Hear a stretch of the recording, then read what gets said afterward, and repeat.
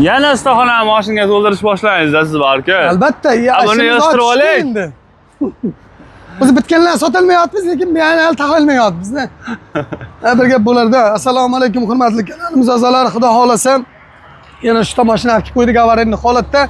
Bu uchalasini ham sotib olganmiz, kelindi mashinasi emas.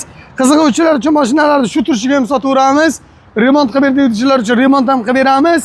Xohlasa Damas'ni labo qilib beramiz, xohlasa Trekkerni o'zini chiroyli qilib ideal holatda qilib beramiz. Cobalt xohlovchilar shu turishiga sotamiz, xohlovchilar o'zini qilib beramiz. Xohlovchilar uchun yangi ko'zga berib beramiz. Ya'ni yangi ko'z deganda ramasiga qilib beramiz. Chunki eshiklari, bagajlari, sog' detallari bor. O'tkazib ideal holatda qilib beramiz. Ma'lumotlarga kelgan bo'lsak, 2020-yilda ishlab chiqarilgan 169 ming yurgan mexanika Cobalt avtomashinamizni olib qolganmiz. Mana ko'ryapsiz, mashina yo'ldan chiqib ketib aylangan holatda Jizzax viloyatida mashina narxi qizg'iydiganlar bo'lsa, mashinani shu turishiga qo'p 36 million so'mga oldik. Bilasiz, biz internet tarmoqlarida, Instagram tarmoqlarida ham Jalol ota servis deb yozsangiz chiqadi. Shu bo'yicha bizga murojaat qilishdi. Avariya holati ustiga borib mashinani sotib oldik. Bilasiz, O'zbekiston bo'ylab shunaqa DTP bo'lgan, qattiq urilgan, yonib ketgan mashina olamiz, sotamiz, topib bergan $100 hadyamiz bor. Demak, mavzumizga qaytamiz. Mashina u taraflarini bitta obzor qilib berasiz. Eshiklar archilib yotibdi.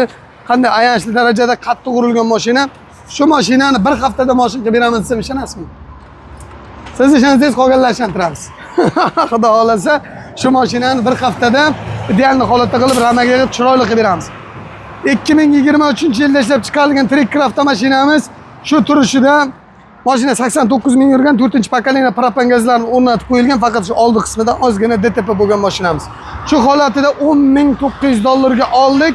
Xohlovchilar uchun shuni chiroyli qilib, idealni qilib oldini yig'ib, idealni holatda uzog'i 4 kunda mashinani mashina holatiga olib kelib beramiz xohlovchilar uchun. Tayyor bo'lgandan keyin mashinamiz $13.800, $13.900 mashinaga aylanadi. Demak, Damas avtomashinamiz kelamiz. 2020-yilda ishlab chiqarilgan 102 ming kilometr masofani bosib turibdi mashinamiz. Metan gazlar o'rnatilgan mashina, zavod olib turibdi, haydab keldik mashinani.